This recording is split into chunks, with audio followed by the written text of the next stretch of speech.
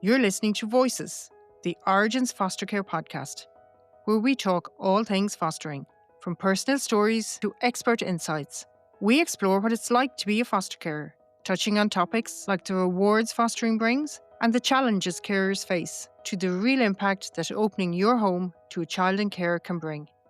Our goal is simple: to raise awareness of the need for foster carers and to show the difference that a loving and supportive home can make for a child in care. So if you've ever wondered what fostering is all about, this podcast is for you.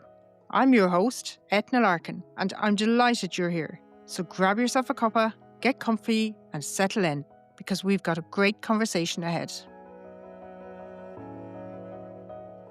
Today on Voices, the Origins Foster Care podcast, we're joined by someone who brings extraordinary heart to the everyday work of fostering. Sheila is a foster carer to two little children, a 2-year-old and a 4-year-old, and mum to her own 2 children, aged 8 and 13.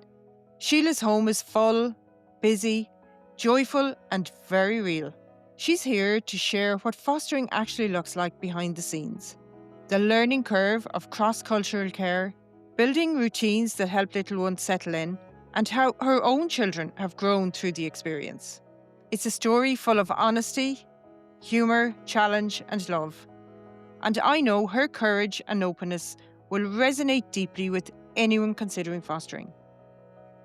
Before we dive into today's conversation, I have a small favour to ask you. Looking at our data, I can see that a lot of you listening right now haven't actually hit that follow or subscribe button yet. Here is why that matters. When you hit that button, it signals to the platforms that these stories matter. It helps the algorithm push this content to the people who really need to hear it, whether that's an existing foster carer or a person considering becoming one and looking for guidance. It costs you nothing, but it makes a massive difference in our ability to keep telling these stories. So if you've ever found value in what we do, please just take a second, pause, and hit follow. Thank you. Sheila, thank you for being here this morning and being so willing to share your journey. Maybe can you start by telling us a little bit about why you decided to become a foster carer and how that journey started for you? Hi, Eithne. I always really wanted to be a foster carer since a young age. I always wanted to be a foster carer, but when I ended up having to stay home with my son for a while because he was sick, my husband and me were speaking about, and I said to him I'd actually love to foster, a child, or see what it would be like to foster a child. So I started to ask around and be nosy, as they say, trying to find out as much as I could about it before I started my journey. Mm-hmm.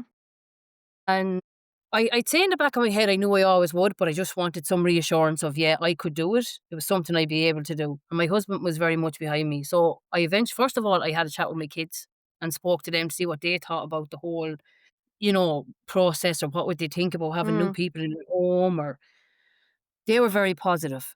So I slowly kind of dipped my toe in different areas. I met up with some foster mammies. I rang yourself. I looked into different foster agencies and just kept doing a lot of Mm-hmm. research, find out where I'd go from here.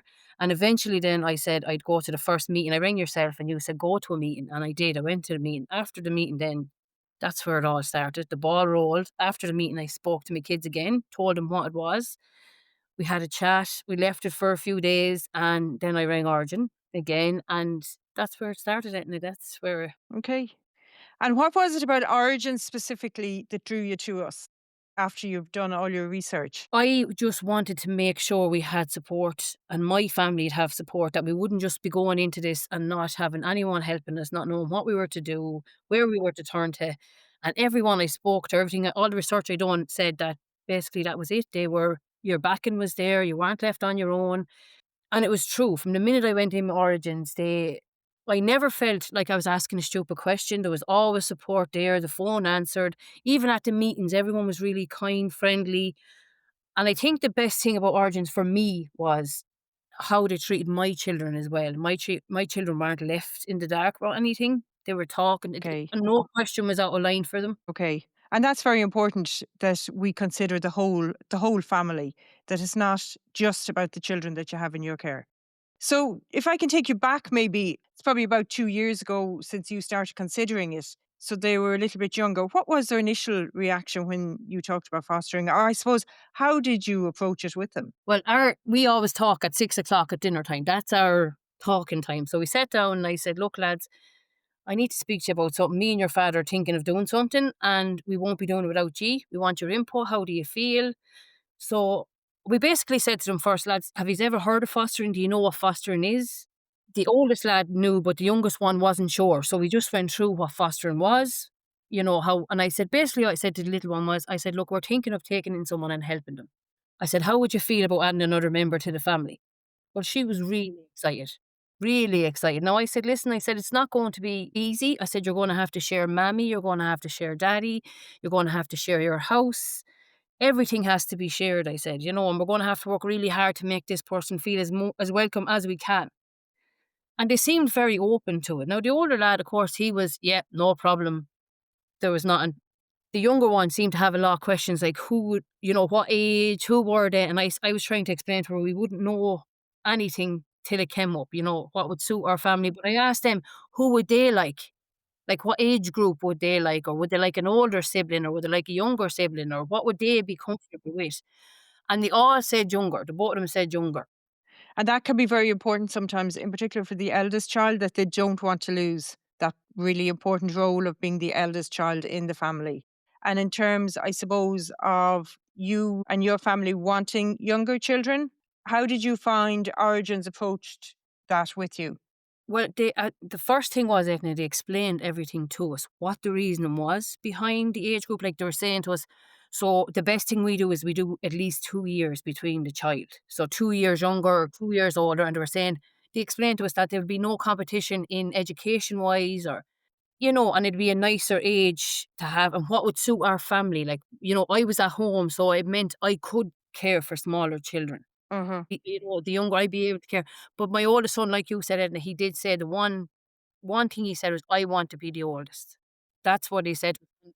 That wasn't a big ask. So we said that to Origin and they said, "No problem at all." They were 100% behind us when we said that. There was no problems. So they kind of talked us through what ages it'd be suit our family, what we'd be suited to take in and everything. I found that very good. Like, I will say it now, I was so scared, but they went through everything. They went through every, possibility of what child could come through the door and what would be our challenges. So you were You well know, prepared. well, I So, thought I as was. prepared as you may have been, how prepared were you for two children to arrive to your home? How did I you adjust? I don't think we adjusted at first, Etna. It was more so we got on with it at first. Hmm. We had to change our car, we had to change our way of going, everything, our routines had to be changed. It was a big change. And it was the 6th of December. So it was really coming up on Christmas as well. Okay. Fast approaching Christmas. Now, in a way, I think that did help that it was coming up to Christmas because we had so much excitement. So the girls, we had stuff to do with the girls, that kind of made them feel Hmm. more comfortable and it did help, but it was a big shock, really big shock. Okay. Okay. And while your children were excited at the concept of fostering, the reality of suddenly when there was not one child, but two new children in their family, like, how did they adjust to that? The older chap, there was no problem. The younger girl, she found it very hard at first. Very hard. I think she Okay. found it more hard about sharing toys and sharing time with mammy and daddy and just getting used to having to share everything. Her whole life was being shared. And how did you and your husband support her during that transition? Well, we were lucky enough, Edna. There wasn't just when we were taking on foster kids, and I can't say this enough, it wasn't just me and my husband and my family. We had neighbours, we had friends, we had family. So, like, we have a really good friend that comes in every day. And I spoke to her and I said, Lily's feeling a little bit, you know, I think she just wants more support in what's going on at the moment. Now, absolutely, they were fantastic. Lily was brought to spend time on her own. They took the girls for a few minutes so we could spend time with her. We got to bring her to the shop. We made it that she had her own time as well, which is really important. And then we kind of came up with little plans like if you have something that you really don't want to share, we'll keep that up in your room. And we'd have toys downstairs that we can share. And that worked really well. And once she knew she could come to us, I think she was more settled with it all. And now, 1 year later, as you're coming up in a few days to celebrate your anniversary of your year fostering, has it got easier? Well, Eithne, my daughter turned around the other day and she said to me, when she gets older, she's going to foster. So there you go. Isn't that wonderful? Isn't that Yeah, wonderful? she said, absolutely, it's easier. Everything is easier. Like, it's like everything, Eithne. If you bring a new baby into your house, there's a period of adjustment. You know, if you bring a new baby in, if you brought home a new baby from the hospital, you have to have a period of adjustment. Very same here. You know, now it's like I can't say like it's so we have such a fun time now. You know, the little one is amazing. Like she's so funny. Like you'd be laughing every day at her. And the older one is so kind. So you have two different, really different personalities there, but yet they seem to fit into the house really well. And that's wonderful because I always say to people, yes, of course, a foster care makes a huge impact in a child's life and they bring wonderful things to the children's life, as I'm sure you do, your husband and your children are bringing massive things to the two little ones in your care. But they are also, and it's lovely to hear you say that, they make you laugh every day because the children in your care do bring so much to your family on a daily basis. I find my 8-year-old, like I said, before the girls came, she didn't really play. She didn't really play with toys. She kind of had, I don't know how to describe it, but now I find she's after going back and she's playing with dolls and she's playing games and you can hear them laughing and enjoying themselves. 100% they brought different dynamic, but it's a beautiful dynamic. Like Lily loves having the kids, playing with her in her room, sharing her toys. They're up in her room playing. She's down in the sitting room playing. They're playing dolls. They're playing everything. Like it's amazing. It's amazing the change in the house as well. And Okay. the little one is so funny. Like she is the funniest little thing you've ever seen. She's really sassy, but her personality is so nice. I can't explain to you how lovely they are. They're really lovely girls. And not alone did you have, I suppose, a sudden change in your family dynamic in that you went from a family of four to a family of six overnight, but you also are caring for children from a very different culture to your own. How did you manage that? And was that in itself fostering is a learning curve, but what about caring then for children from a different culture? I'm not even lying. The youngest girl, her hair is C4. I hadn't a clue what to do.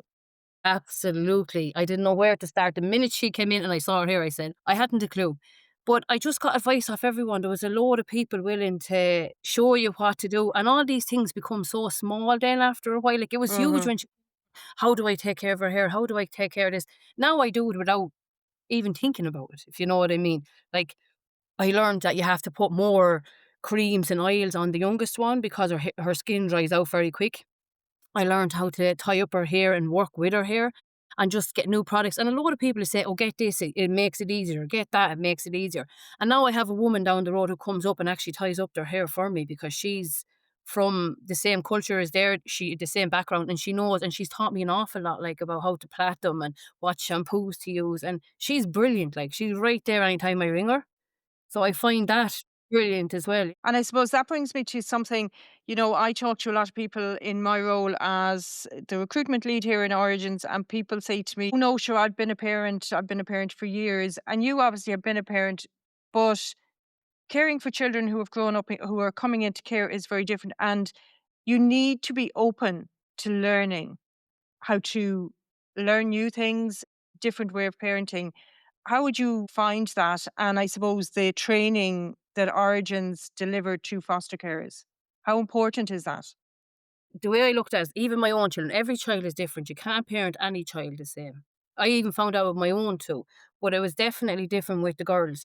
And the support Origin gives you is they make you see it from their point of view and make you kind of feel from their point of view what they're feeling. So it's easier to understand them. If you understand, where they came from and what they're feeling and what they're scared of and how you'd like to be treated if that was you. I have had, I don't know how many different trainings I received off at Origins, but every single one of them I took something out of it. And the children, they're not in school yet, but they will be obviously very much part of your local community. And it's really nice to hear that it's not just your family who's involved in fostering, but that you have your whole community behind you to welcome the children. The oldest one came to me when she was just gone 3. And I rang the local play school and I said to them, listen, I have a little girl here and she's after coming in from fostering. But I said, she is on to me every day. She really just wants to make a friend. And it was huge for her. It was so big that she could go to school to make a friend. So I rang and it was, as I say, it was December. And in January, they fitted that little girl into school, which I thought was amazing. And they done everything to make her feel. And the second day she came home, she looked at me and she says, "I'm after making a friend and I'm not messing with you." Her whole face lit up. And since that day, she was after thriving. She's after opening up. She's so kind. She's so friendly.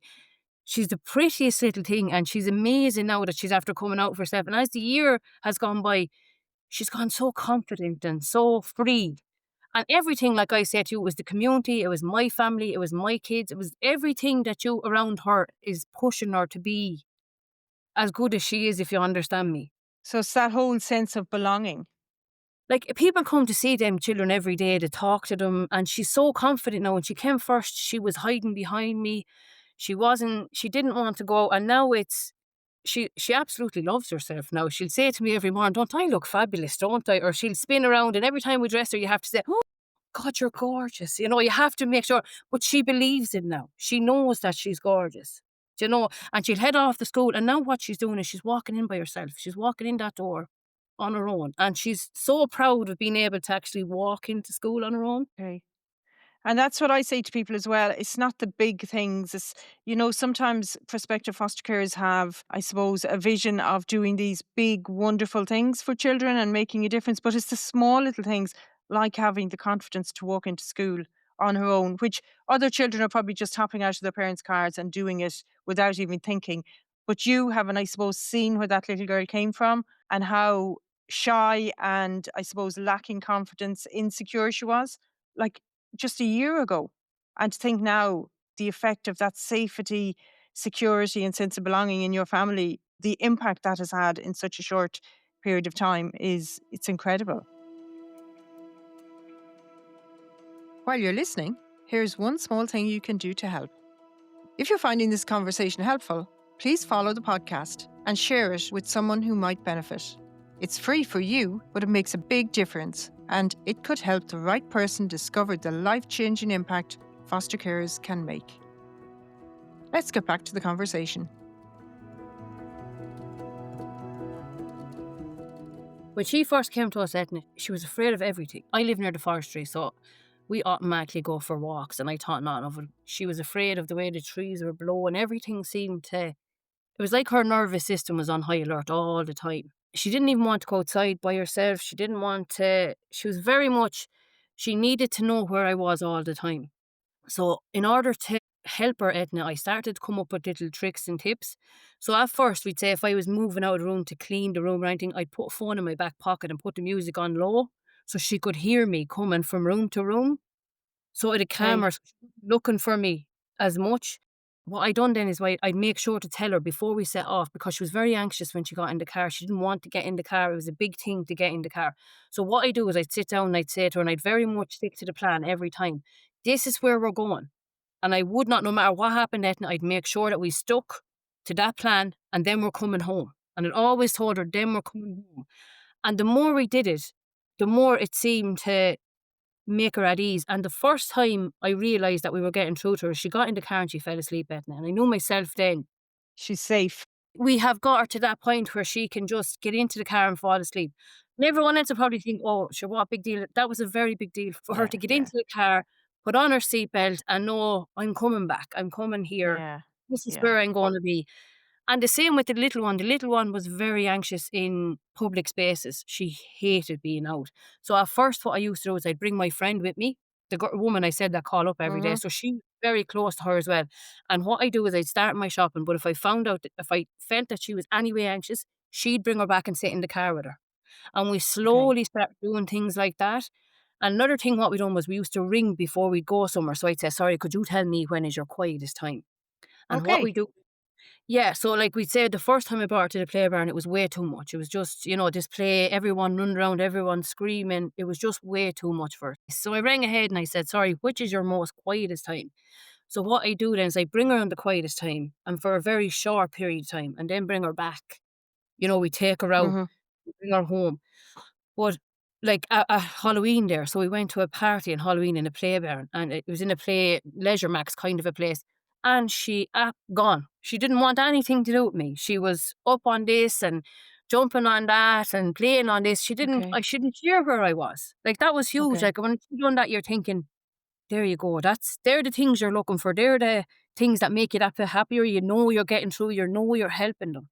Yeah, you know you're that safe base for her that she knows you're going to be there. And all of those plans that you put in place just help that. And without even knowing where she came from, I'm sure the journey to your home was obviously in a car. So you can only imagine how scary that must have been for the girls that they left one place and they came in a car and suddenly they were in with a new family. So you can understand why car journeys must have been so terrifying for them. And at first, Etna, I wouldn't have thought of that. I didn't understand. It's something that you don't, you have to learn. It was a mistake that I learned because I just put her into the car and didn't think, oh my God, this could be scary. But to her, it must have been huge that I was putting her back in the car. She didn't know where she was going. But the more you explained to her then, the better she was on the whole. She knew where she was going, she knew what was happening, and she seemed to settle down like.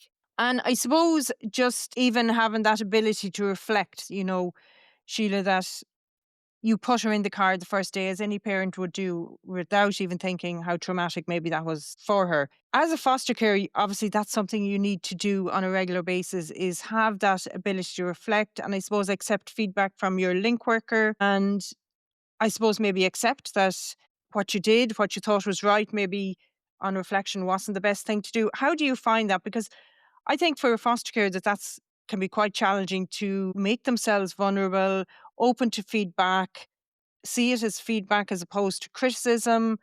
And I suppose when you started parenting your own two children for the first 2 years, you weren't answering to anybody, but now your house is very much open, to your link worker, to the girl social worker. How are you navigating that? Well, I don't know, I just find that the link worker we have, I find her fabulous. It's not like ringing a link worker, it's like ringing a free hotline for advice and saying, "Okay, this is coming up, how do I handle it?"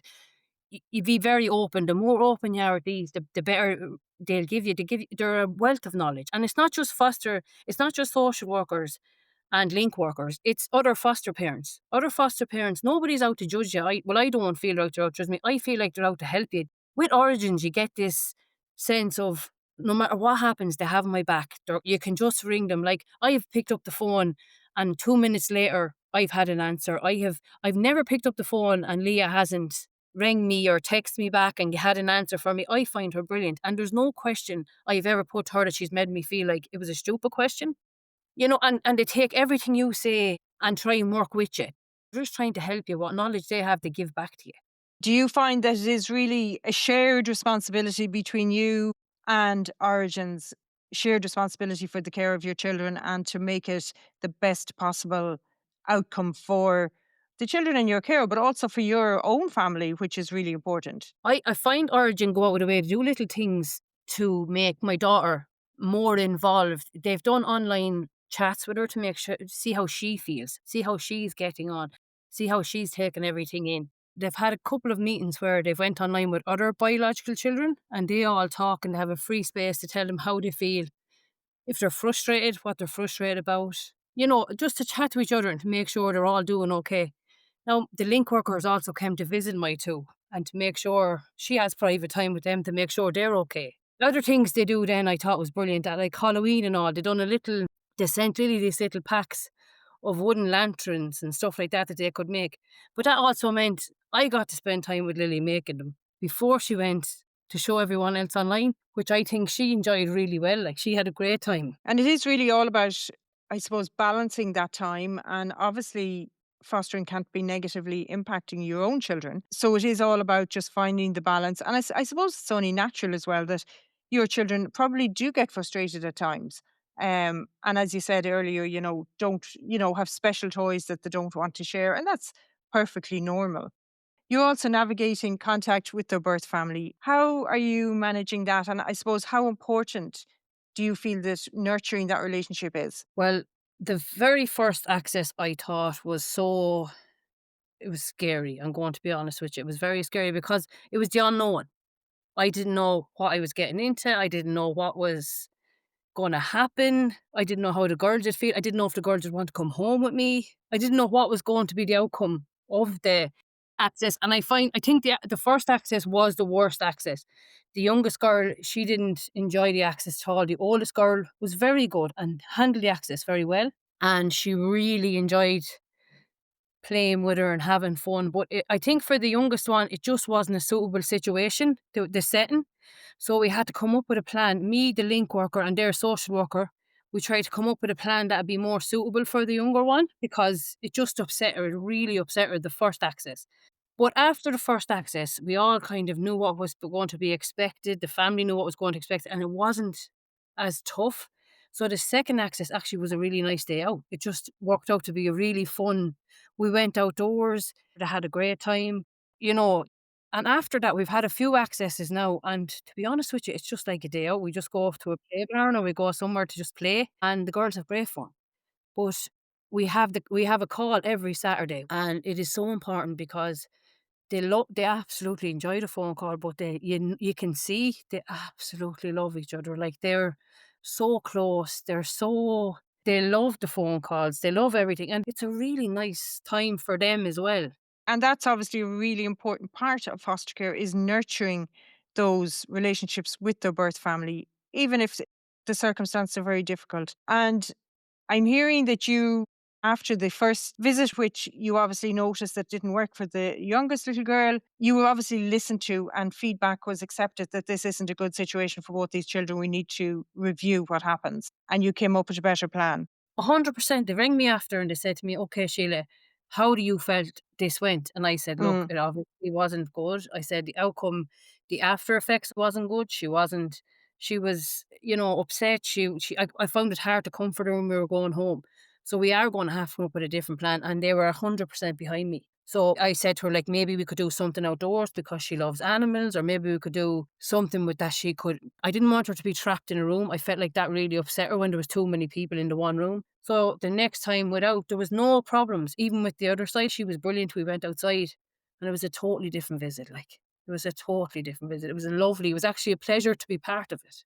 Okay. And it's obviously really important for the children. And it's also really important for the children to see that, it's a happy occasion for you and it's not something that there's friction between you and their birth family. It's really nice situation. And how do you manage Christmas gifts? How does that feel for your own daughter when she sees the two little children getting maybe additional presents? Is that difficult or do you talk through it? Because I tell you, like, we'd say the last time it was the oldest one, her birthday, and she received, we'd say, like, poppets and dolls. Well, the minute she came home, she shared it with my daughter. She wanted to play with my daughter. It wasn't like that. Two of them sat down and they played, and she shared everything, and she told them everything. She brought home cake, and she said, "Oh, we had such a good time, and we went here." And even I think my own daughter was kind of like, "Oh God, it sounded like good. I would have loved to go." Do you know, this kind of way? So it was actually lovely to see, and we've pictures of them up on the wall of their mammy. And what we usually do is if there's someone new coming to a visit, I'll ask for a picture before the visit, and we'll put the picture up on the wall and we'll discuss the picture. Like, got her to see the faces, especially the younger one, before we went to the visit, and I find that's brilliant. Like, that works. You sound like somebody that I would love to be fostered by myself, but you're obviously so thoughtful and you put so much consideration into, as you said at the very beginning, seeing life through the girl's eyes. Being a foster care myself, I know how challenging it is, how it is, you're always on the go. How do you manage self care for yourself? Or what do you do, I suppose, just to get a little bit of downtime in what's a very busy household? Do yourself and your husband manage to get time to be together and nurture your own relationship? How important is that for you? Well, as I said, we have lovely neighbours and that woman as well, but we've another neighbour across the way, and she'd ring me, and it might only be a Thursday night in it's rain. She said to me, "Sheila, do you want me to take the girls so you can go do shopping?" So me and my husband will go do the shopping, and we might get something to eat, because she'll say, "Get something to eat now, get something to eat for yourself." But we've had a night away, and like every 4 weeks now I get my nails done as well for time for myself. So, and I had like a other Saturday week there, I went to Dublin by myself for a bit of shopping and stuff. So yeah, no, I find that we do have, but we have Okay, and great. that's hugely important that you don't lose yourself in the whole fostering scenario because you do need that time out. It is challenging and stressful, and while you might have, months maybe on an even keel where everything is going well, you do need to be ready kind of for when the bumps in the road or just from an energy point of view, self-care is really important. So that's really good to hear. So for anybody, I suppose, out there listening to this podcast today, Sheila, what advice would you give to them? Maybe they've been thinking of fostering for a long time. Maybe they keep seeing it coming up in social media and on the news and think, oh gosh, that's something I should do. What advice would you give to them? I've had people ring me recently. I've had 3 people ring me in the last while to ask me about fostering. The first thing I'll say is just don't be scared. You're going to hear ghost stories and you're going to hear all types of things, but that's everything. Just what I done was, and I said to my husband, we'll just dip our toe in. We'll just dip our toe in, have a look, see what it's like, and slowly, slowly, just don't be afraid. Like, you can back out at any time. Don't be afraid. And like, if I can tell you anything from this story, I honestly believe the 2 girls are after making my family. They are the most amazing little things you're ever gonna meet, and that's I can promise you that. Like, I can't they're beautiful kids, and I don't know, I haven't had any bad stories to tell you. This between Origin making the match or I don't know what happened, we've actually had it very easy. These girls are gorgeous. They're beautiful, and I'd say go for it. Go for it. And even if you can only help them for a day, you've helped them for a day, a week, a month, just do it. And there's nothing And to I'm be laughing scared. here to myself, Sheila, from dipping. You started off, you were going dipping your toe, and you Yeah. dipped your toe, and you're caring for 2 beautiful children who, as you said, have absolutely changed all of your lives in a very positive way. As life rolls forward, there will be ups, there will be downs, there will be challenges, there will be good days, and I'm sure there will be some very difficult days ahead. But, you do know you have Origins in your pocket. It's really important for people listening today to do, as you say, just explore it. But don't listen to negative stories, because I will say one thing with Origin is you have the backing. No matter what happens, you have the backing of Origin. I can't Okay. say how much they've been there first. If they're only a phone call away, there's nothing they won't help you with. Don't be afraid. Sheila, so on behalf of Origins and myself, thank you so much for sharing your story and for coming on and giving us such an honest, open, beautiful insight into your family life now and how fostering has impacted that. Thank you very much. It was lovely to talk to you. Thanks, Eithne. You've been listening to Voices, the Origins Foster Care podcast. To keep up with new episodes, follow us wherever you get your podcasts. If today's conversation resonated with you, we'd be so grateful if you left a review or shared Voices, the Origins Foster Care podcast, with someone who'd appreciate it. It really helps more people discover Voices and learn about fostering in Ireland. For anyone listening who has been inspired and feels they might have room in their home and heart, please do explore the possibility of fostering. You can visit originsfostercare.ie to find out more and take your first step. Join us again next month for more stories from the fostering community. Until next time, I've been Eithne Larkin, and you've been listening to Voices, the Origins Foster Care podcast. Thanks for listening, take care, and have a wonderful day. Voices, the Origins Foster Care podcast, is produced by Aidan Quigley at aq.ie.